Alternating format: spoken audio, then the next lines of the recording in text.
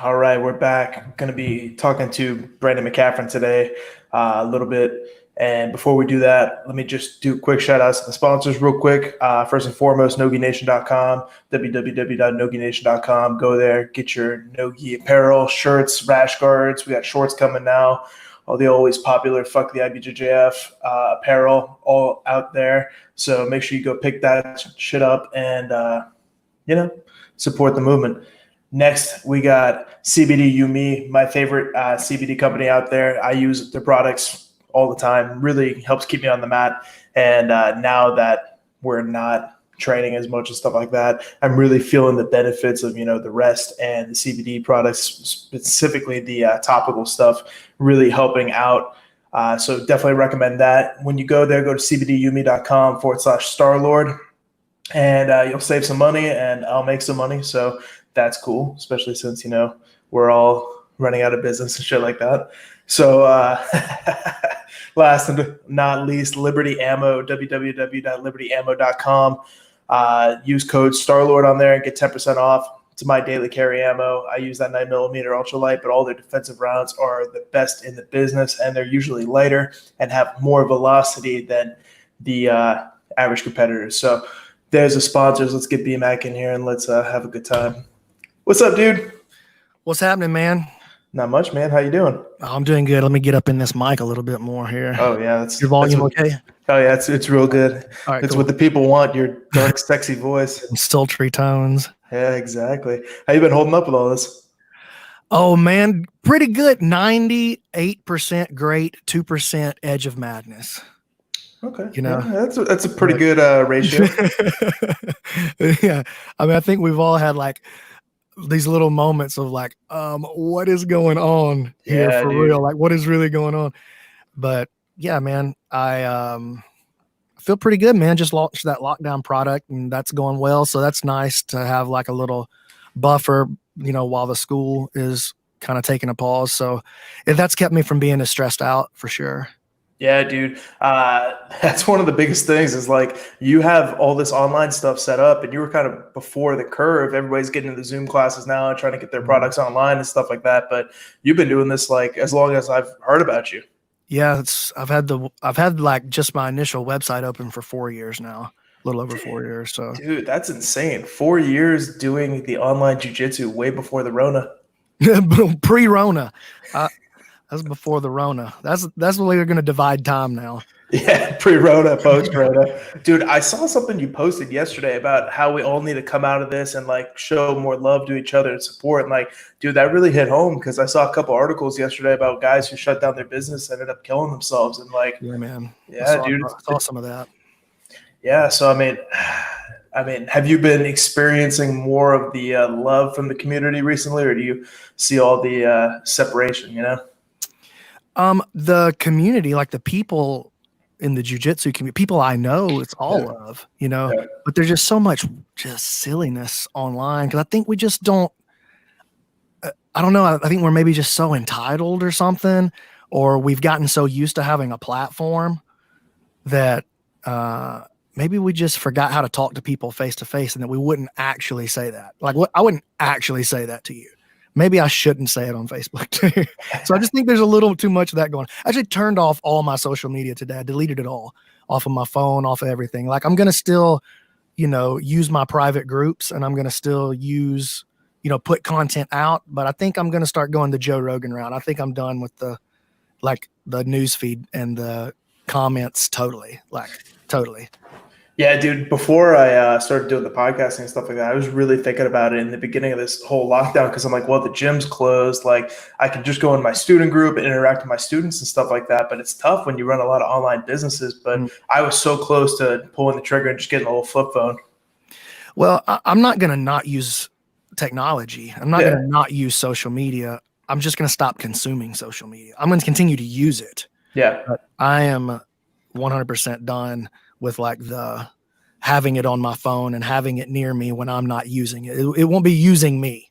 I'll use it. You know what I'm saying? Yeah, use it as a tool rather than a. Yeah, I'm not going full Unabomber. You know what I'm saying?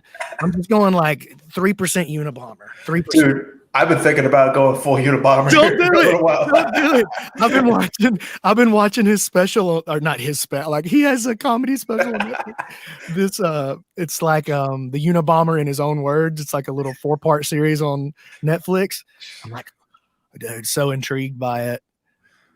Yeah, dude. It like the whole not a good guy, the Unabomber. No, not a good guy. let's put that out there. Not a good guy. Not a hero. This, no. But the whole getting into a cabin in the woods and just disappearing to me is so appealing, you know? Like I sometimes think about like, man, fuck this. I'm gonna go to an island somewhere, get completely off social media, be a bartender that, you know, teaches jiu-jitsu in secret. I don't know. Dude, that's kind of cool. You want to go full Henry David Thoreau? Like, dude, I don't know yet. I don't know. Like, it's one of two things. It's either like grow as much as I can, go full in on the business side, which I mean is probably what I'm doing and what I continue to do. But there's always that little piece of me that's like, you know what? I want to get in a cabin in the woods and just kind of hunt, do my own thing, grow some food, and just kind of, you know. I couldn't do that, man. I'm too big of a wuss. Like I'm not man enough to kill my own food right now. I would have to learn the ways of man. Yeah. I'm too soft. I'm just a wuss, man. And I like people too much. Like I don't want to like get away from people.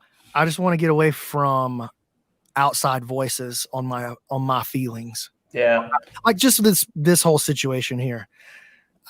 I need to just know how I feel. Like let's just keep the news right there. I'm done with the news. Okay, I got what I needed, I think. I need a little more information, but I'm going to take it very sparingly. Facebook, yeah, I'm done with hearing what you think about the situation. Like, let me have some time to process what I think and then, you know, do what I feel like is right in my heart, you know? Yeah, and before we get into the whole like all about you and shit like that, I think that's really huge. You know, like I see so many people just sharing shit immediately, like right off like a reaction or a headline and stuff like that. And it's not necessarily people doing research on the stuff, so it's not always true information. And it's just, I don't know. I don't want to be one of those guys that removes all people I don't disagree or all people I disagree with from my feed because I don't want to have that echo chamber. That was my choice. That was my choice. I was like, okay, anything that makes me feel this way, I'm going to remove them. Yeah. And then I was like, wait, no, I want to remove them all. I want all the outside voices out. Yeah. All the outside voices out. I mean, my voice has guided me really well to this point in my life. I'm pleased with where it's landed me so far. And I'm pretty excited about where my own voice is going to take me. And so I'm just going to do that, man. Like, I don't know. I'm kind of finished with the social media thing, I guess. I'm at least finished for today, bro. I don't know about tomorrow. As we broadcast this live on Facebook. And well, like I said, man, I'm just going to use it in a way that that does what I need it to do, that serves me rather than, you know, dude, I'm already addicted to my phone too much as it is. I don't need it calling me back every 10 minutes. You know what I'm saying? Yeah, I totally agree. I'm trying to get on that train too, but you've always been one of those like forward-thinking guys in jiu-jitsu, not just like your grappling game, but on the business end of it. I don't think you get as much credit as you deserve because, I mean, thanks, man. Dude, you fucking built like an online empire. Like you're the first person in jiu-jitsu that I knew of that had a media team with them, you know? And like, honestly, anything I try to do, I try to be the shittier version of BMac, you know? Well, I'm already pretty good at that. So I don't think you need to be worse than me. Try to exceed me for sure. So I know you did a lot of work with Belcher and stuff like that, but what got you like into the business aspect of jiu-jitsu? Obviously you run a gym and own multiple gyms and stuff like that, but what was your kind of like starting point in that?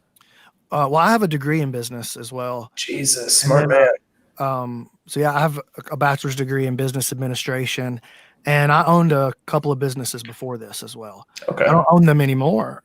You know, they were very great lessons. Let's call them great lessons. Yeah. But I've been in a couple of different industries before this. And then I guess I just got so into jiu-jitsu, and that's all I wanted to do. And so I quit everything just to play jiu-jitsu every day. I was like, I'll just wait tables and just play jiu-jitsu every day. And then once I figured out like, oh, okay, I have a little bit of, I don't want to say natural aptitude, but I do have a little bit of a natural aptitude as a leader of men.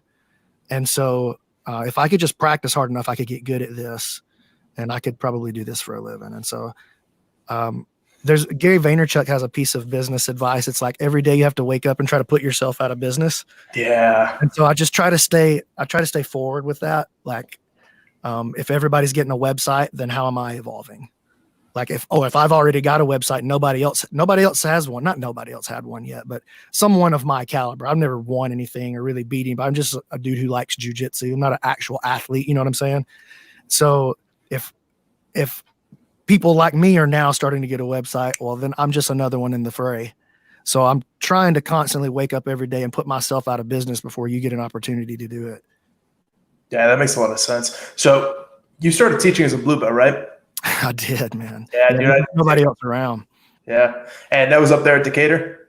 Yeah. No, I say I started teaching as a blue belt and there's nobody else around. What I mean is there was no Brazilian jiu-jitsu like in a way that I could go and practice every day. Yeah. You know, there was an hour, I could drive an hour and go practice, but I didn't understand the value of it at that time.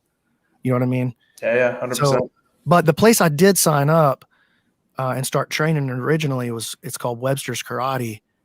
And the guy who ran that place, Jamie Webster, he's a heck of a grappler, man. He was really good and plenty good to be whooping my butt for a couple of years, man. So I got a good start with him just kind of exposing me to grappling. And he's a really open-minded guy. And so he would, oh, here's some information you should go learn from this. Just if you learn something, bring it back to me. I want to know too. Yeah. And so he would send me out on these quests, go compete in this tournament with this rule set, and I would do like a little point sparring tournament here. And I would do a judo tournament here, a ton of Japanese jiu-jitsu. And then here's an MMA smoker over here. Let's just go. And he just exposed me to martial arts in a way that made me love martial arts, not just jiu-jitsu. It just, as time went on, I came to prefer jiu-jitsu dramatically to the rest. And I've kind of shed the rest as far as my practice is concerned. Yeah. But I still love martial arts, but I'm obsessed with jiu-jitsu. Yeah, I get it, dude. Like if I wasn't sitting here doing live tape breakdowns, like I just started doing that live because that's literally what I do every fucking morning. You know, like I wake up and I just watch tape, and that's just how my brain works. So I totally get what you're saying. So you started with this guy at a karate school. When did you decide 10th Planet was the way for you? Well, so when I was still a white belt in karate, dude. Okay. And my friend Joe Friday, who he actually trains with us. Well, he doesn't train with us now, but like right before we all experienced the apocalypse, before that, when jiu-jitsu was still legal, Joe trained with us. And Joe, he'd been in the MMA game for a little bit, had a couple of fights already, and this was 2006, early 2006, and he was training there at Webster's at that time. And there was a bunch of guys there actually fighting. There's the Wild West in Alabama back then. There was no MMA commission at all. You could do whatever you wanted to. We're fighting in dog pens, and like we would fight at a horse arena, like a horse celebration arena. Nice. Like dirt on the ground, and put a cage out there on the dirt, and you'd have fights. And we'd fight in the Hooters parking lot, dude. It was crazy. A couple of those, yeah. It was crazy. And no rules. Like, what are the rules tonight? Like, I don't know. Let's just talk about it. You know? I don't remember what I was doing. Oh yeah, Joe. He had fought a little bit, and so there's a bunch of guys training MMA, and Joe knew what was going on. He's like, "Hey, there's a guy named Eddie Bravo who's going to be in Birmingham, which is like an hour and a half away." Yeah. He's like, "Do you want to go?" I was like, "Yeah, sure." I don't know what that means. Like, let's go. And I didn't know who Eddie was. I just knew it was a jiu-jitsu seminar, and that was good enough for me.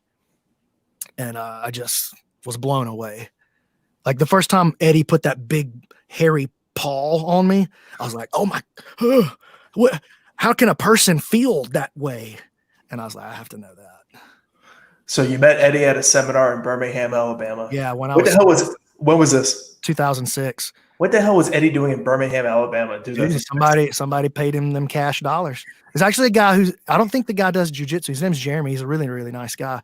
But he had a gym at that time. Shadow MMA was the name of it. But now he just does kickboxing. But he's a really nice guy. Really nice guy. I can't remember. You met him at the seminar. Did you immediately start like going out to LA after that, or what was the? Pretty much. Well, he was just so nice to me. Like I felt like, I'm new to jiu-jitsu, and like, oh my God, this is the guy.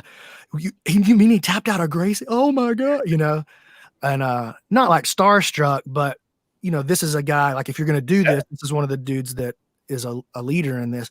And he just went out of his way to be so kind to me. and he took time to answer my questions. Even after the seminar, I was kind of white belt emailing him a little bit. You know what I'm saying? Yeah. And he took his time to respond and just was always available. And he was eager. He liked jujitsu. Like he wasn't just teaching jujitsu. He was happy to do jujitsu, and that was a huge part of it. Like he just wanted to train too. Great. That sounds awesome. It's crazy because I see the way you interact with people, and that's the exact same way you are with anybody. Like you answer anybody's question. I'm sure you're filled with DMs every day, but like from all the shit I see, you're the exact same way Eddie was to you. Like that's a crazy, full circle moment. It's not an accident though. Yeah. Like that meant a lot to me. That was important to me. So I won't be on social media no more, but you can still land in my DMs. Just might take a little bit longer to get back to you. That's right. I'm gonna see you in 2 days. So you started going out to LA and started training with him out there. Like, what was that like in the beginning? Was that the Bomb Squad days? No. The first time that I went, he was in the place that had the stripper pole in it. Oh, nice. Like the old the Legends is what it was called. Legends. Okay, yeah. So yeah, there was a desk down front. It was a huge facility, huge. There was a desk down front, and then you pass through the desk where Matt Horwich was the guy at the desk back then. You remember him? He was a crazy person. He's hilarious, crazy, but he's crazy. But you pass Matt Horwich, and then you walk to the left, and then there's all the stripper poles, and there's a stripper class going on right there. And then you turn, and then there's the staircase, and you go up, and Eddie's got this huge open mat space on the second floor, and there's a giant window looking out. It was cool, man. That was my favorite space that he had, actually. Yeah. And then it was HQ went to down. Then he went to downtown. Well, no, then he went to Burbank, and then he went to downtown. He was at Blue Dragon in Burbank for a couple of years when I was a purple.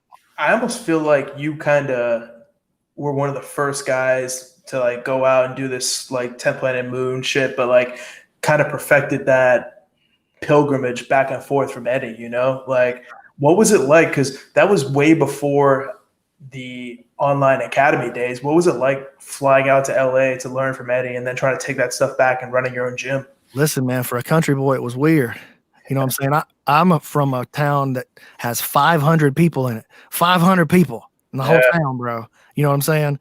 So in Alabama, and we're going to LA. So it's a whole different world for me. I remember the first time that I walked in to HQ, the first time that I walked into HQ, I got there early because, I'm going to get there early. I'm going to be the responsible young student. And there was a couple of dudes, I'm not going to tell you their names. I'll tell you off there. But they were trading porn DVDs on the mat. Like, oh yeah, here you go. Here's one. I hadn't seen that one. Like, oh, what is going on? This is not the world I grew up in. Dude, the first time you went to HQ that happened? There was just some dudes, like they're just some of the students sitting out there. They were just students at the time, but they're not they're like black belts now, both of them. That's fucking crazy.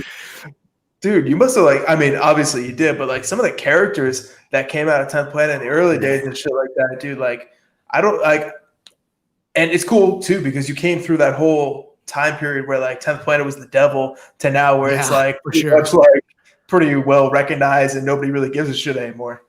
Well, not only was 10th Planet the devil, but I wasn't good enough to represent it properly.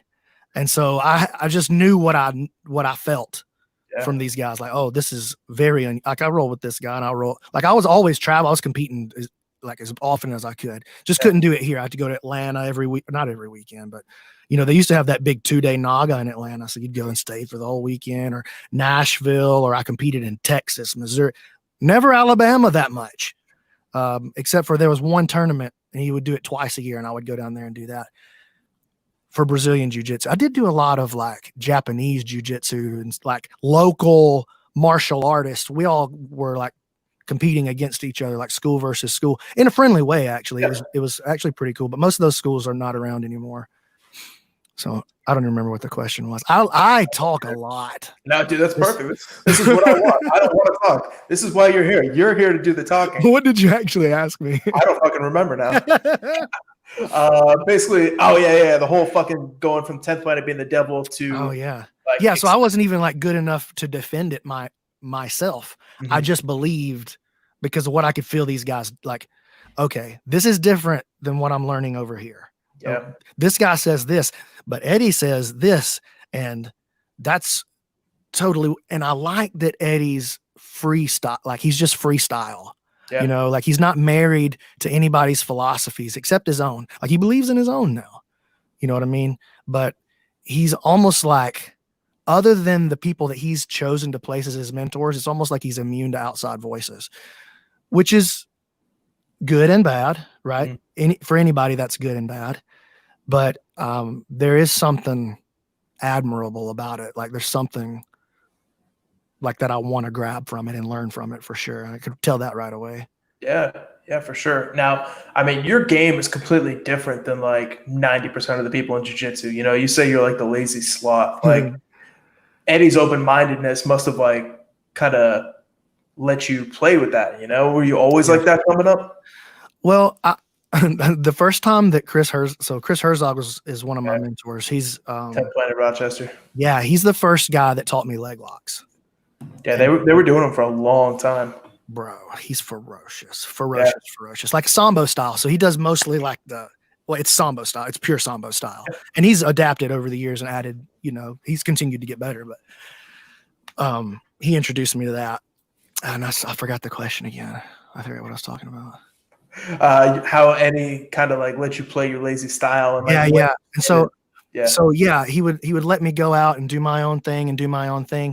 And learning from different mentors would, you know, allow me to kind of grow. But yeah, it was really important to me that Eddie let me do my own thing. But it was also really important to me that I did it the way that I thought he wanted me to do it. But I couldn't have followed him if he wouldn't have given me the freedom to do it the way that felt right. You know what I'm saying? But because he gave me that freedom, I trusted him and I followed. All right, Eddie says do it this way. Eddie says do it this way. And so by the time I hit black belt, I felt like that was Eddie going, okay, man, you did it the way I asked you to. Fly, little bird. And that's when I really started going, okay, well, I don't like working so hard. So let me see if there's I can probably dig into this a little more. And I had kind of started messing with that, you know, a couple of years back when I first had my neck surgery. Yeah. But I felt free to do that. That's just when I got my black belt. So at brown belt, you had that neck surgery. That pretty much took you out of competing after that, right? It should have. I did come back afterwards and I did one more year and I had my best year of competition ever. And then Eddie gave me my black belt. And then I was like, okay, I found out about myself, what I needed to find out. Yeah. I think I'm going to try to not get paralyzed now. And that's something I want to talk to you about because like you said in the beginning, you're one of those guys, like you were a good competitor, but you weren't like Gordon Ryan, you know? No. And I never had any desire to compete at all. I did it because I knew it was good for me. Yeah. And Eddie wanted me to. And so I did. And I just believe that there's some things you learn from competition that you can't learn any other way. I'm not saying you have to compete, but I'm saying if you want to learn this thing right here about you, competing's the only way. Yeah, 100%. I totally agree with that. Like every time I had an MMA fight, anytime I was in competition, I learned something about myself. Some of the biggest questions in my head were like, am I really a bitch? Like, what will I do when shit hits the fan? And then for like, right before actually my match with Emil, like I had this question in my head about like the whole Henzo thing. Will I let something snap in half, you know? And like I got to answer all those questions. And I don't know. And this is something I want to talk to you about because I know you probably went through it before too. But once those questions are answered, you don't have that drive to compete anymore, you know? Yeah, so, same. Yeah. And how, like, did you ever feel like outside pressures that you had to compete again? And like, how did you deal with that? Yeah, dude, that's a great question. And I think that's something that most of us deal with as we move up the ranks and we start going, you know what? I never desired to be a world champion. And so I need to find a way to make jiu-jitsu be healthy for me, like this obsession to be healthy for me. And so for me, like if training is about being the best person in the room, like in my room every night, well, then I get good hard matches and I got other black belts in the room, but I feel pretty good about the way things go, you know? So it has to be about something else. And so do I get pressure from outside sources? Not really anymore, because I think I've kind of established, okay, no, look, this is what it's going to be. You're an established coach now. Yeah. Well, an established, I don't know, even know if I'm a very good, that I'm a coach. I think I'm just giving my jiu-jitsu out. I just want everybody to see. I think I have a different take than a lot of people. Not even better, not even a better take necessarily, just a different take. And I don't know that I'm trying to coach anybody. I'm just trying to roll every day, and because I know it's good for me in ways, I'm discovering new ways that it's good for me every day. You know, I've been training almost 15 years, and every day I'm finding not a new thing about jiu-jitsu necessarily, but a renewed passion. Every time I get out and roll, it's like I'm on fire again, you know? Yeah. So yeah. I don't feel that. No, I don't feel the pressure anymore from outside sources. How did I deal with it? I had to shift, make sure that my self-worth wasn't tied up with my performance in and on the mats, you know, on the daily, on the in and out. And once I could kind of remove how I felt about myself from my jiu-jitsu and what people thought about my jiu-jitsu most specifically, then that was, and again, getting the black belt for me, that was Eddie going, hey man, you meet my standard, go and meet your own standard now. Yeah. And so that's what I've tried to do. That's good. And he's been so supportive of that. So like, yeah, you're talking about me getting into like the lazy style of game. The first time I was already a black belt, but the first time that I had like, okay, I'm going to see how far can I go without like trying not to even break a sweat. Like how far can I get? And you know, you do pretty dang good with some blue and purple belts, but you start running it up the food chain. And so my trip for HQ was coming up, and I was like, all right, I'm going to take it out there and see what happens. And dude, I was just on defense the whole time, not really getting tapped, but I'm on defense the whole time. And Eddie goes, I remember I went over, and he always sits against the wall in the back. And I went over, and after 4 or 5 rounds, I sat over there with him, and he goes, hey, I don't know what you're up to, but I don't know if it's going to work. I was like, okay. But I knew because I like, some people are just, they're effortless with their jiu-jitsu. How can that be? I want that. And so I knew that I was onto something that felt good to my body, and that like intellectually it was something for me to chase on the mat, something that I was eager to chase and catch. And so the next year when I went to HQ, he goes, I don't know what you're up to, but I want you to keep it up, you know? And then the next year I went, he goes, hey, I don't know how you did it, but you're looking awesome. You know? So I know something I put a huge bearing on in my jiu-jitsu, and I think you do as well, is being able to get out of bad positions, being offensive in bad sure. positions, you know? So I think when I started not giving a shit if I got tapped out is when I could kind of start experimenting in that kind of direction. And I really feel like Gary Tone is the perfect example, because I watch a shit ton of his stuff. And that's where it kind of sparked in my head. He would give anything up, let somebody try to take it, and then he would just spin out and counter, you know? So that's the way I like Eduardo Telles like that. Yeah. Because he does the same thing, but he never has to move to do it. He's just like, you know, so Eduardo Telles I've never actually met Eduardo. Boogie trains with him all the time, and he always talks about what a cool guy he is and how good he is. But I take a lot of inspiration from his game. He has my favorite jiu-jitsu DVD set of all time.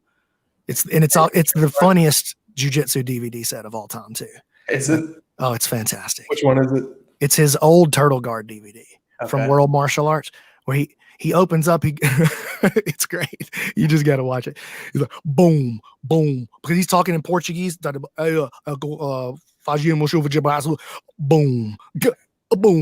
boom. It's great. That's great. I'm gonna have to watch that. So this is gonna get like real technical, nerdy shit. For me, yeah, I know. I love it when we start doing this, but just for people watching. But for me, when I realized that movement as creating openings, that's when I kind of got really fucking lazy, you know? And I realized that I don't need to move if somebody else doesn't have as much patience as me and will move to open up and give me the openings that I need. Now, we see in like modern jiu-jitsu, like obviously points are kind of like a negative factor on that kind of thing. And the EBI rule sets kind of force you to have to move within the 10 minutes. Do you think that this kind of style will be able to, like the lazy style, will be able to continue to have success at a high level? Or do you think that's going to start coming out a little bit, or kind of like losing its abilities? Well, that's a great question. And it's a fair question too. Because you and I don't give a shit about winning. Like we're not competing, you know? So like we do what we want. Here's what I think. I think that it's always going to be a useful tool, right? But I also think that competition is not purely a measurement of jiu-jitsu. It's a measurement of jiu-jitsu and your athletic potential. Yeah. It's a measurement of jiu-jitsu and your preparation for this rule set. You understand? Yeah. I mean, I know you understand, but I don't mean to say you understand. But it's not a measurement of purely of who has the finest technique. And I'm not even saying that there is such a thing as the finest technique. But so I think like if we're going to talk about competing, depending on why you're going into it as a competitor, again, I never intended to be the world champion. That's not why I competed. You know, I wanted to win because I don't like losing mostly, but winning wasn't what was driving me. It's just, I knew coach says it's going to be good for me, so I'm going to do it. Oh, I'm picking up some real value off of this. Oh, it turns out I get a lot better when I train in a competitive way, you know, especially as a young or not young, I wasn't young, but as a younger in the belts, like lower ranked dude, sometimes like if there's a gap between you and I right here and you're ahead of me, here, let me do it on the screen here. There's a gap between you and I and you're ahead of me right here. When you're not that good, you have to close the gap with strength or speed or some flexibility, same thing, same problem, or weight, you're heavy, you know, fat, whatever it is. But as you get better, you learn to close the gap with technique, you know? And so my objective is to have a jiu-jitsu that only closes the gap with technique. And that means that sometimes I get tapped out because he changed the speed on me and I wasn't as connected as I was supposed to be and I got popped. And I'm cool with that. I didn't get popped. I don't want to get popped. I'm never going to get injured again in jiu-jitsu. I could just tell you that. Like, this is never going to happen. But, yeah. So does it go all the way up? No, not directly. But there are things you can learn. I think it's the best training tool, not just things you can learn. It is the best training tool for getting good at jiu-jitsu. Now, that if that's not the total final objective, then you're going to have to close the gap in some other ways sometimes. You know what I'm saying? Yeah, 100%. So when did you kind of like realize, I know you started teaching as a blue belt, but when you were a blue belt and teaching, did you realize that's what you were going to do going forward? And like, no. Yeah. At what point did you realize that you wanted to be an instructor? Well, I always wanted to be an instructor because I want people to know that I'm smart.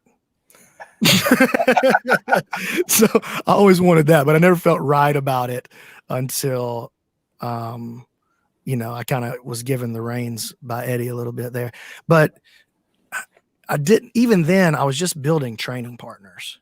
You know what I'm saying? Yeah. I just was wanting to get better.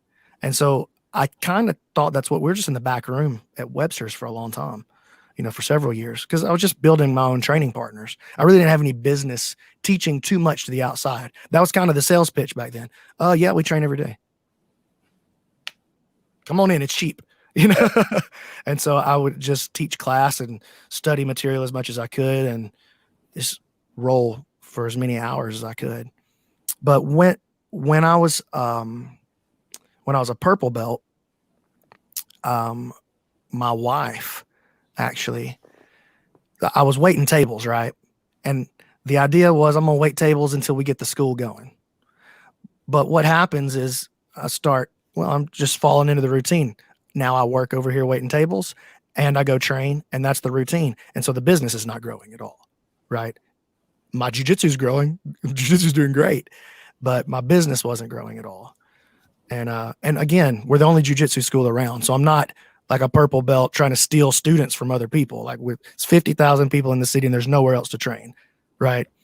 But what happened was Lindsay, so I'm waiting tables. Lindsay sits me down on the couch and she goes, this is how we started too. All the good stuff always starts with Lindsay sitting me down on the couch. But here's her phrase. It's like she was Yoda. She goes, are you waiting tables or are you a waiter? And then I went and I quit. Nice. Yeah. So it was like burn the boats. Yeah. You know, like we're going to learn to swim or we're going to drown. So we just learned to swim. So at that point, you started taking the business a little bit more seriously. And yeah, I knew it. She was right. Like, okay, yeah, I'm not just doing, I don't want to just wait. I don't want to just wait tables and train. I don't want to just get by and train. Like, I think we could do something with this. I think I'm working hard enough at my skill as a grappler and at my skill as a teacher, which I think are two separate skills, by the way. And coaching is a third skill. That's a separate skill as well. Yeah. Just the way I see it, at least. But yeah, I knew I was working hard enough, and I knew I had the work ethic to not just to do the school, but to have an exceptional school. So you had the work ethic. What were some of the big business mentors you had? Just kind of like what made it click to take you from that work ethic? Because it's not just, you can't just work hard. You got to work hard in the right direction. Yeah. How did you start getting that guidance? And Alan Belcher. Yeah. And when'd you meet Alan? Because I know you did Leg Lock Academy with him, right? Yeah, I was a brown belt when I met Alan, but I didn't even have a website until I met Alan. Yeah. Yeah, we didn't even have a website. Yeah. So that's crazy. Yeah, I mean, Alan, 100%. Like, he's not the only person I've learned stuff from, but he's the guy. Well, just like Eddie, Alan's my business coach. You know what I'm saying? Yeah. Eddie's not the only person I learned jiu-jitsu from, but when I need a jiu-jitsu mentor, I go to Eddie. You know what I'm saying? Yeah, for sure. I like a lot of the stuff Alan does because he takes some of the, Lloyd Irvin did think about what you want with him as a person. He did a great job as a business person, That's true. And Alan took the good stuff out of the Lloyd Irvin system and got rid of all that culty bullshit, in my opinion. Yeah, I agree with that. I actually went to two of Lloyd's business conference, not the inner circle stuff, but just like the sitting back I was a purple belt for them. I went with other people, but there's a lot of good information there, and I learned some stuff from them for sure. But yeah, it's always just a little bit, and we didn't know what we know then. We didn't know what we know now, but it still was just like, hey, I don't know, who's this dude? Yeah. Oh, he sure is smart. Oh, that's a great point though. So yeah, you're right. I mean, it's easy to throw the baby out with the bathwater. Yeah, I think Alan did a real good job of taking the shit there that you needed to hear for so many jiu-jitsu guys. Because, you and I both know it, 90% of jiu-jitsu gyms are not like a business. It's just like hobbies. Man, you know what? That's okay. Yeah. That's totally cool.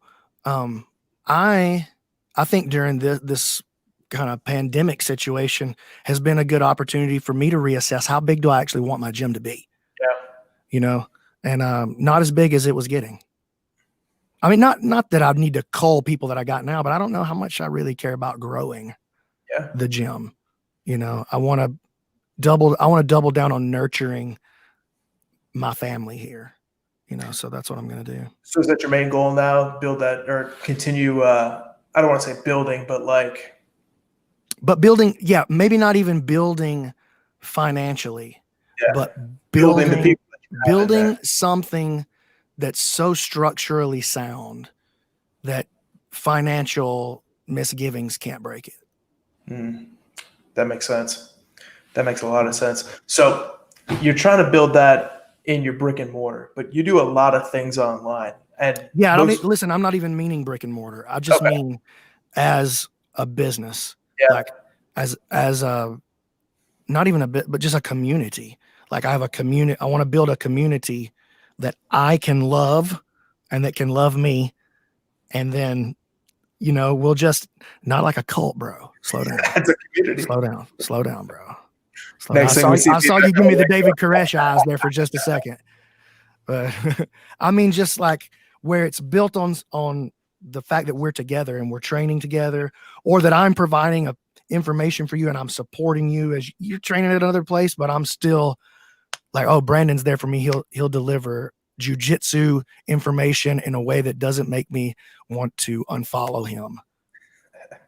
Yeah, 100%. That makes a lot of sense. So, I mean, obviously you have your website and stuff like that, but I see you doing the Fanatic stuff. You're doing stuff on Kajabi now and all these different platforms. Like, I think you're one of the best guys in the industry that diversifies, you know, and you do the commentating, you do your online academy, physical academy, you own other gyms and stuff like that as well. But what point did you realize that you needed to kind of diversify, or did it just become something that just happened? Well, I'm like, to diversify, right? Yeah. But I'm just the kind of guy who always has too many irons in the fire. Yeah, me too. And so I have to constantly like take things away from myself. Like, no, you can't do that anymore. Like with social media, this is a good example of what I'm talking about today. Social media. Sorry, I can't do that anymore. I can't give energy to that. It's distracting me from my actual goals. Mm-hmm. You know what I mean? Or yeah. So no, it's important to diversify for sure, but I'm the kind of guy who actually needs to diversify less. So I have to actively make myself not be so diverse with my financial and my hobbies and stuff. Man. So you're doing commentating now for combat jiu-jitsu. Yeah. Did you? That. Yeah, I know. And you do a great job. Like there was Thanks, always man. that big, like following you had to pushing you, trying to get you into combat jiu-jitsu. I remember people were like making petitions and crap like that and sharing. That's crazy.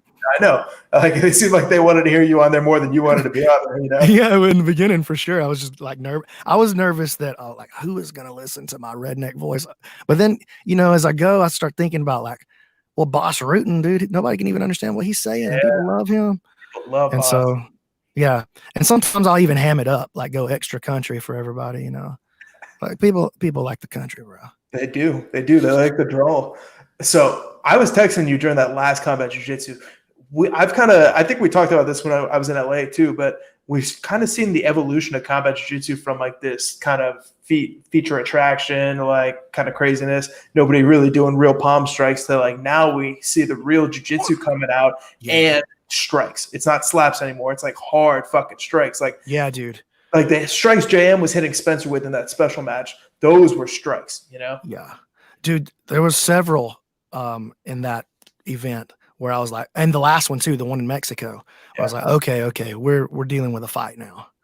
We're not dealing, like you said, not a novelty event anymore. Yep. Like guys are now figuring out the rules. Just like in the UFC when guys figured out you could throw kicks to the head. Like, oh, that works too?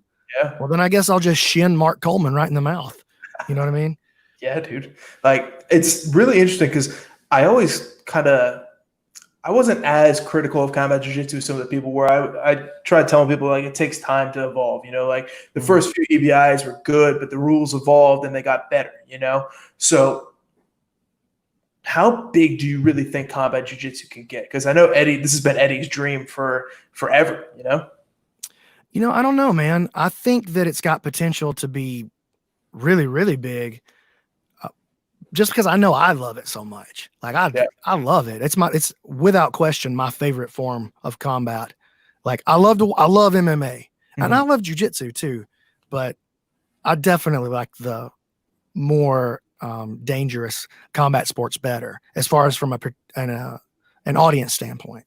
Yeah.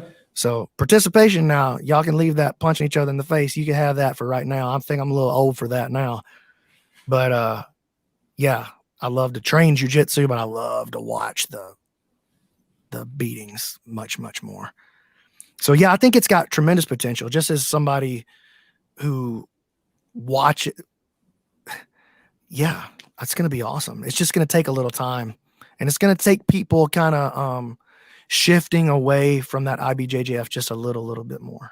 Yeah, and I mean, we've seen people start shifting away from that, but do you think there's going to be obviously this whole fanatics thing before this Corona thing kind of made people really more pissed off at the IBJJF and shit like that, but do you think there's going to be something that catalyzed or acts as a catalyst to get people to just jump ship, or do you think it's going to be more of a slowly dying type thing? I don't know that it'll ever die, and I don't know that it should, man. Like some of the IBJJF dying off. I don't think it's going to die off ever. Yeah. I just see the sub-only combat jiu-jitsu side of it starting to at least rise and maybe the IBJJF lower a little bit to they're on equal playing grounds, you know? Yeah, I don't know, man. I think it's important to have the different rule sets. Yeah, I agree. I think it's important. I'm definitely not the guy who thinks that sub only is the only real jiu-jitsu. I don't think that at all. In fact, that doesn't even make sense to me. And I go back and forth on this with myself. Like if we're really talking about self-defense for real, like the root of jiu-jitsu is self-defense. Yeah. Yeah. Okay. Well, then there's no time for a 45-minute match to wear you out. I got kicked in the head 60 seconds in. Yeah. You know, so having that aggressive attacking jiu-jitsu is probably the right strategy. So if you do sub only, then you don't get to learn, you don't learn it the same way. Like you can lean on the no clock thing. Mm-hmm. But by having the pressure of points or the pressure of a time limit, you force yourself to go and take this dude out. Yeah.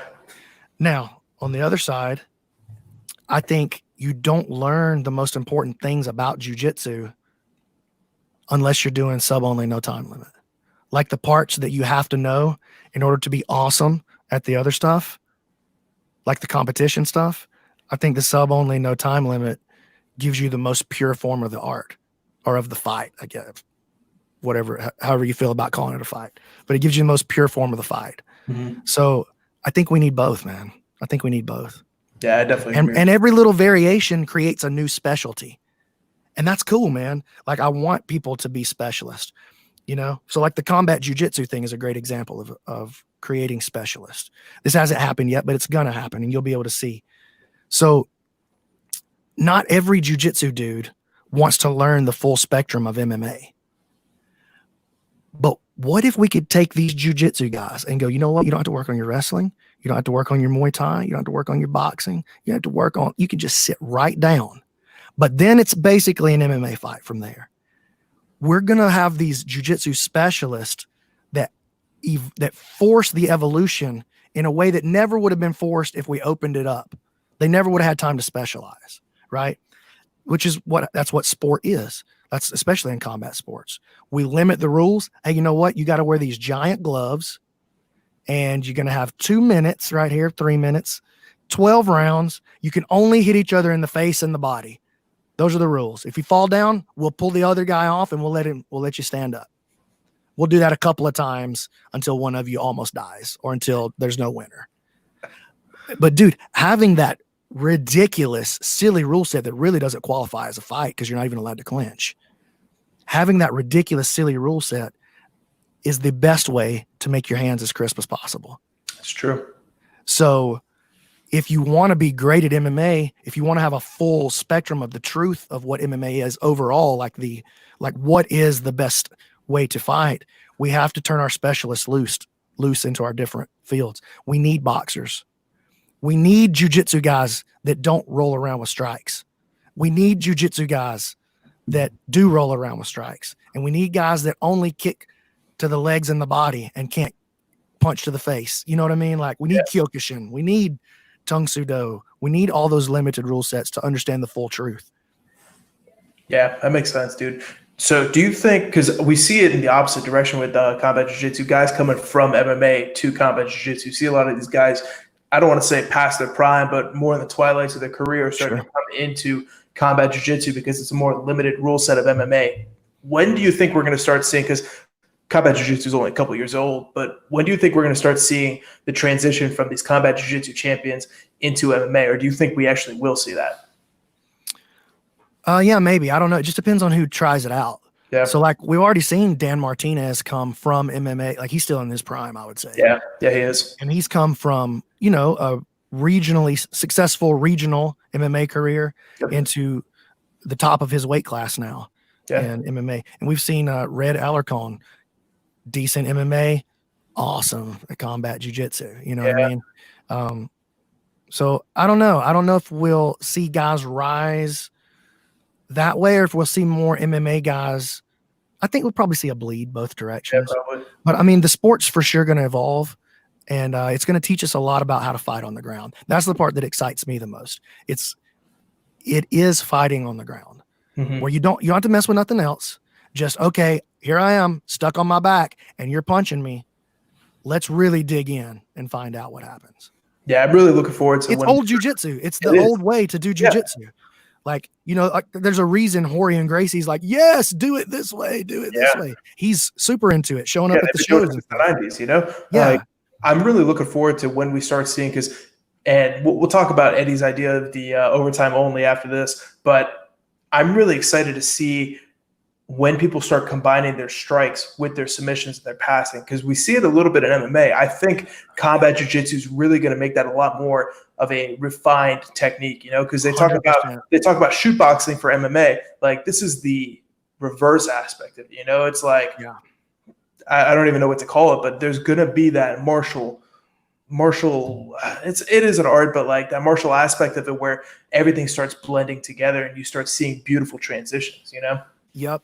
And I think the same thing's going to happen with how to use leg locks with strikes as well. You're already seeing it. Tom Halpin, for instance, at this last one, dude, Tom Halpin's a G. I learned something from him just walking off the stage that I have been like, so my wife's a black belt. Mm-hmm. So we've been rolling every day, bro. We've been training every day, but man, I learned something off of Tom that has helped me so much already just in my leg lock game, just a tiny little thing, but it's so huge, you know? So I'm going to teach you the secret sometime. Teach you the secret. Yeah, I'm ready for that. All right. So Eddie's talking about these overtime only tournaments. What are your thoughts on that? I think it's another avenue of specialties. Yeah. You know, so it's okay. I'm stuck in literally maybe the worst position I can be stuck in. All right, go. And then we're going to also find, okay, I got the best position. If this guy couldn't have gifted me something better. If I can't finish him here, can I finish anybody ever? Yeah. Okay. So do I think it'll catch on? I don't know. But I think it'll be interesting, at least on some level. Like, I mean, it's jiu-jitsu, man. It's at least a little piece of jiu-jitsu. And I think that's what it's intended to be. Just a little piece of jiu-jitsu. What if we limit the rules really big time to where there's no moving and you're stuck in a bad spot? Now what? Well, dude, could you imagine if somebody was amazing at EBI overtime? Like if they were like the undisputed EBI overtimes champion, they would have an unstoppable back game, an unstoppable arm lock. You couldn't tap them if you got their back, and you couldn't tap them if you got their arm. Even if you were fresh, you couldn't do it. Would that not be an amazing skill to dive deep on? Dude, it totally would. Yeah. Totally would. So, it excites me a little bit because EBI forced us to recognize that not all of us were good in bad positions, and it really opened up like this almost mini game, especially in the back, you know, because I don't remember people telling me coming up about the head position battle or the shoulder position battle when you have somebody's back, you know? So it really forced us to really dissect that and learn to a much deeper extent how to control somebody from the back and the most efficient way to escape. So to me, it's like this is just going to add another wrinkle to that and add more specialists and add more of a depth of knowledge, you know? Yeah. And will people like it, man? Who knows? You know, that's not even has nothing to do with me, but I think it could be interesting, at least. Man, if nothing else, how much would you love to watch an EBI overtime tonight? Bro, I would love to see one tonight.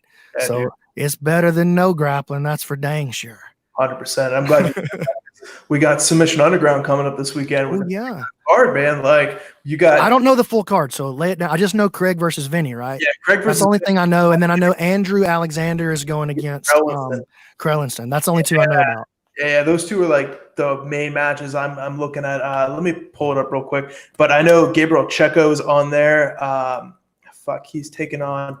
Honestly, like I don't want to sound like an asshole, but like the only two matches there's three matches I'm excited about. Joe Baez is on there, and then that Andrew Alexander, Ethan Krellinston in that main event. But what do you think is going to happen in that main event, man? Because, dude, what are the rules? This is the thing, man. It's 5 minutes and then EBI overtime. Yeah. I'd like to see it at least twice that long, man. I would too. I really don't feel like 5 minutes is enough to get the jiu-jitsu out, especially when guys are that good. Yeah. Like will Craig be able to get Vinny in some spots? Yeah, maybe. I mean, he might. I mean, if Craig can take Leandro Lowe's back and choke him, he can do it to anybody. That's very true. You know, I mean, Leandro's a world champion. Vinny's a world champion.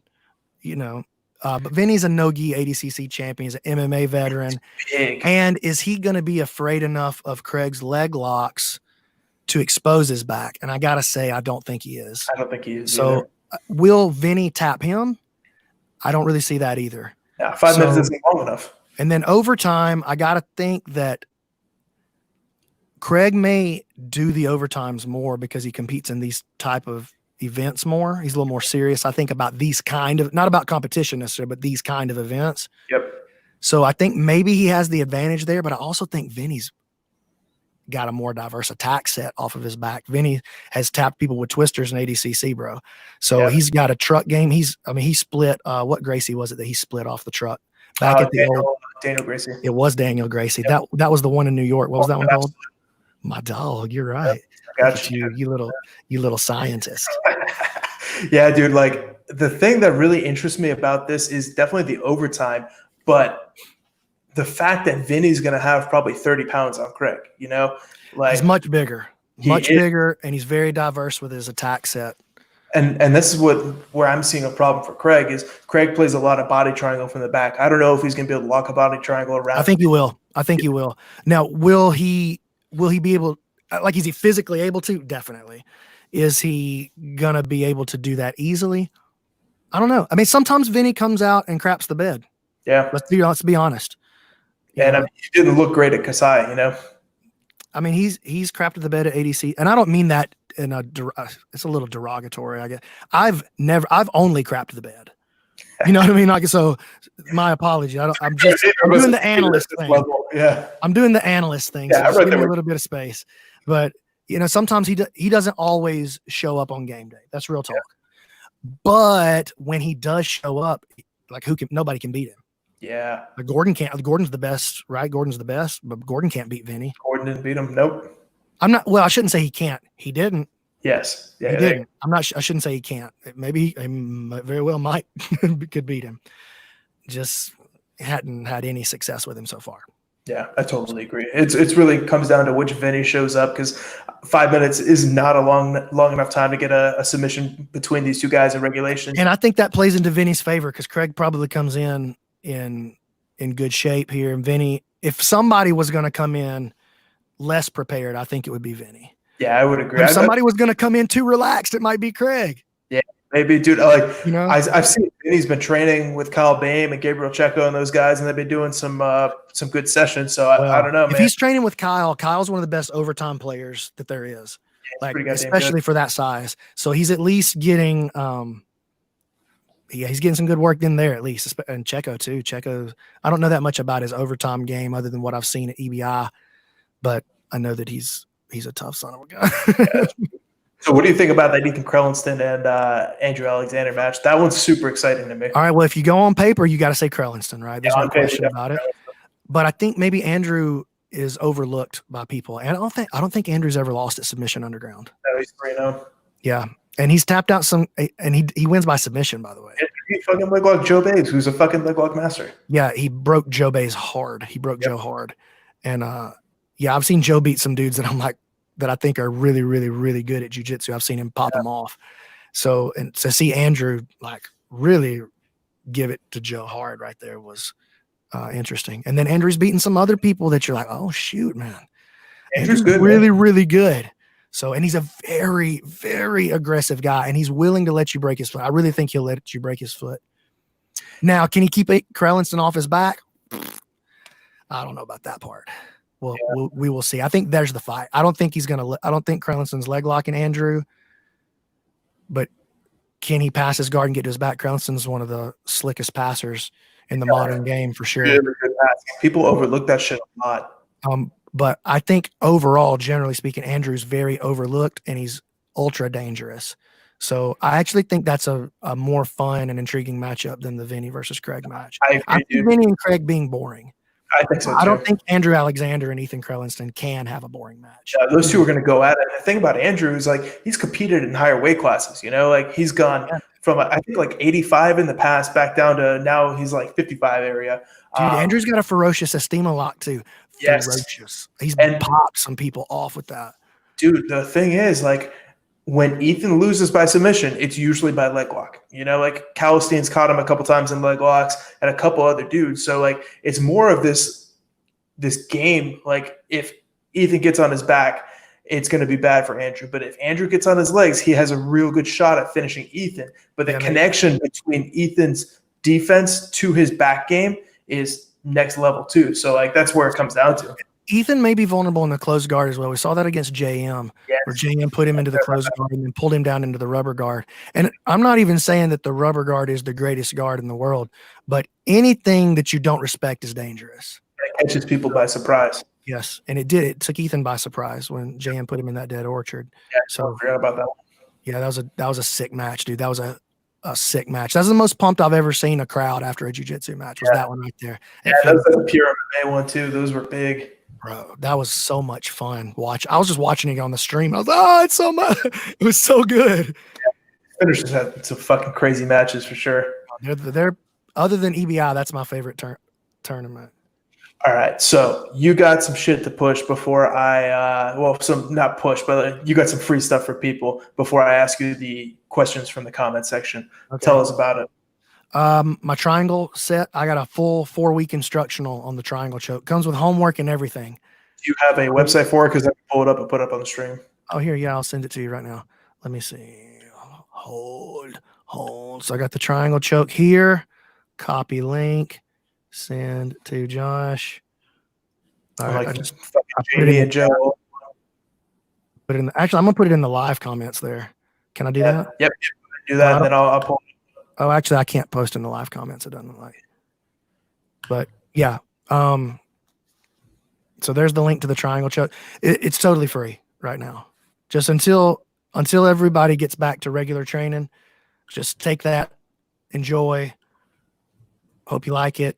If you do, send me some nice words. That's all I need. But I do need the nice words, though. I like that. They say flattery will get you nowhere, but that's not true with me for sure. I'm going to put that in the comment section, and then I'll pull it up here on the screen for people to see.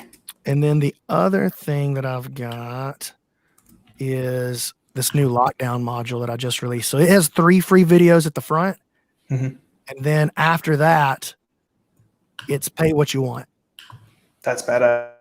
I didn't know, like, I've been having this thing to launch, you know what I'm saying? Yeah. And I just didn't feel good about throwing it up at full price. I just wanted people to be, no matter what you're going through, like that you can get the full set. So, and then honestly, most people are paying more than the lowest price, which is $9. $9 is the low end. So you can pick anything you want up through there. But even if you don't want to do that, just the 3 free videos, I don't even care if you already play the lockdown and consider yourself good. The 3 free videos will level you up. Yeah, dude. I mean, I know I'm going to be getting in there on these courses because, like, the way you run your courses with the homework and the live rolling and just the different assignments and shit like that, like it's like a fucking university professor level you're teaching jiu-jitsu at, you know? That's what I'm trying, dude. That's what I'm trying for. I want to have I just want to, like, I can't teach you everything about jiu-jitsu, but I can teach you why I do what I do and how. And I can always, like, be passionate about that. So yeah, I want to have an educational experience for everybody, not just a who can beat who experience, that is the card by which we judge. That is the standard by which we judge it, whether it is or is not good. But I think there's a lot more to it than just who can beat who. And so I want to have a study of the art that is martial, which means it's a killing. It's related to killing, but there's an art to killing. And I want to study the art deeply. That's badass. All right. So I'm going to let these guys ask you some questions before I let you go here. Let me pull the first one up. All right. So, I just had it. All right. Yeah. Emil was asking how you're going to use social media without consuming it. So, I'll just run the business page. So I'm just going to put content out and not read any of the input on the other side for a while, at least for a while. Yeah. All right. Running ads too through Facebook is Like if you're a business and you don't have that skill, you're messing up. Yeah, like that's you need to have a college education level knowledge in running Facebook ads if you have a business. 100%. And that's something I've been trying to add to, because like I can run an ad, but I can't run it like fucking the best in the business, you know? So like that's something that I feel like Facebook ads are something that are never going to go away. They're always decently priced, and it's just always evolving, just like jiu-jitsu. It's something you got to focus on if you're a business owner. They may go away. Facebook ads might go away, but the idea of Facebook ads won't go away. You understand? Just like a particular tournament might go away, a particular rule set might go away, but the principles of what made that rule set or that tournament won't go away. There'll just be another tournament to go to. Yes. You understand what I'm saying? Like, so maybe it's YouTube ads, maybe it's frank.com that becomes the great platform, but the idea of auction style ads on the internet is never going to die unless our capitalist society dies. Which, I mean, we may very well might, you know, we might be who in knows? the end days. Hey, weird times. Weird times, you know, the economy might collapse and we're just going to be teaching jiu-jitsu for fucking firewood. Even if the economy collapses, as long as it's a capitalist society on the other side, you'll be able to use ads to do it, to succeed. So I'm not even saying it should be a capitalist society on the other side. Whatever you want to do, guys, that's y'all. But I hope it stays capitalist personally. I agree. I'm pulling for that one. From Elijah, what's the secret to sweeping BMac? First off, I don't think BMac cares if he's swept, you know? Well, you're wrong about that, Josh. Oh, man. I care deeply. And I don't believe Elijah's referencing something that I don't care if I'm swept. You're right. But he's referencing something we did in a little private lesson we did the other day. So I was passing his butterfly guard, and he was super easy to pass. And we got done rolling, and he goes, so when you're in that position, how do I move you right there? I was like, you can't. You'll never be able to. No matter how good you get, you'll never move me. And he's like, okay, but what's no. There is no matter what. And to me, it's a mindset of no. I refuse. Like, whatever you're going to do, it doesn't work. I don't care if it's the best game in the world. It'll never work on me. And I could run that same game on you and it'll work every time. You know, so it's a question about mindset. He disguised it in code there, but it's a question about mindset that we were talking about. And so I really feel that my mindset, now I don't believe this is true necessarily, but I still believe it. Like, Josh, you'll never sweep me no matter what you do ever. And after you sweep me, the next time that I get on the top position, you're never, ever going to sweep me no matter what you do ever. You know what's fucking hilarious is Elijah. That is his mindset, and it bugs the shit out of me because I love him, and I try to help him get matches and shit like that. And he's like, he's like, bro, I want that rematch. I'll fuck him up this time. There's no way he's going to fucking tap me this time. Like, I'm like, Elijah, like, that's fucking Gordon Ryan. Like, you're not going to tap him tomorrow. Like, I think maybe one day, but like, dude, he's a fucking crazy kid. He is crazy, but man, don't you need a little? You need a little bit of crazy. You need a little bit of crazy. He may have too much crazy. We got some Eli stories, but I guarantee. Yeah, all the best competitors are always a little bit crazy. You need to be. You need to be. Yeah. All right. This one's from Khalil. How do you transition students in the 10th Planet system that's a brown belt from a regular jiu-jitsu background? White belt, blue belt, purple belt, brown belt, you bring your rank over. Brown belt, if you're a black belt, you come in as a brown belt until you catch up to like the 10th Planet specific terminologies and stuff. Not even just that's what you need to do if you want to be a 10th Planet black belt. Not if you want to be good. Not if you want to be good. You can come in as a black belt and you can be fantastic and beat 10th Planet guys. I'm sure of it. But if you want to get a 10th Planet black belt, then you start as a brown belt. Yeah, dude. I've seen like some real, like Quentin just transitioned to the 10th Planet system, like came in as a brown belt. Vinny's a great example. Vinny Mccaghren was a world champion. Yeah. And he came in as a brown belt and made the change. Yeah, man. Like there's definitely for me, like I always told everybody, like one day I'm gonna be a triple black belt, judo black belt, jiu-jitsu black belt, 10th Planet black belt. And like that sounds awesome. Yeah, man. If you're not fucking diversifying in your grappling game and like getting all the different perspectives and shit, then what's the point? You know, it's just a fucking stupid rank. All right, let's see. I got another one here. All right, how do you know if you're good enough to teach? Oh, Jesus, that's a loaded question. Well, I don't know. I think that's probably personal. Like, you have to be able to tell yourself the truth, know thyself. You know what I'm saying? Like, Yeah. who are you in the room with right here while you're trying to teach? That's the first question to ask. Like, oh, my sister wants to know something about grappling. Bro, you're probably super qualified if she doesn't train. You know what I mean? But if she's better than you, you probably should keep your mouth shut. That's true. I know thyself, though. Tell yourself the truth, which is a quality that that's the quality that most people don't have. Yeah, I think it's totally different now because when you and I started teaching, like, yeah, being a blue belt and teaching was not good because there were like some legit people around me. But I know you were in Alabama, but I don't think anybody's ever really ready to teach. You know, like you're not good. You're not good. If you have that question, you may be ready to teach, but you're certainly not good at it. Yeah, you might be ready, but it's gonna now. Okay, I'm ready. Okay, well then start learning how. Because there's a big difference in, like, am I good enough to teach? Okay, sure, you're good enough to teach. Now learn how. Like, good enough is not a reason to be a teacher. It's a good reason to start learning how to teach. But you can start learning how to teach somebody something else. Teach and start practicing your skill. Like, what else are you good at? Let's try that first. Yeah, it is definitely a skill that needs to be polished, the ability to transfer knowledge to people. And once you get that, it doesn't matter what kind of skill it is, you know, or like what kind of art you're teaching. Once you have the skill of teaching, everything becomes much easier to like get across to people. Now, coaching, I think that's a different animal altogether. When are you ready to start coaching? Whenever you're ready to push people and try to get the best out of them, even when it makes you uncomfortable and unhappy. That's a different relationship. You can have a coach that's not as good as you. Like, definitely, you know, but to have a teacher, it's just a different relationship. There's three different skill sets. There's good at jiu-jitsu, good at teaching, good at coaching. Three totally different skill sets, somewhat related, but really not that related. It's three totally different skills.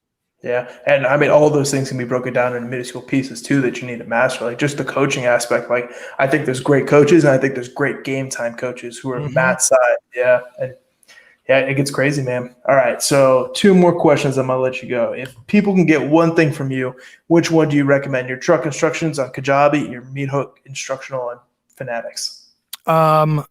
Depends on what you're more interested in, honestly. But if you're talking about which is the more in-depth product, it's the truck course.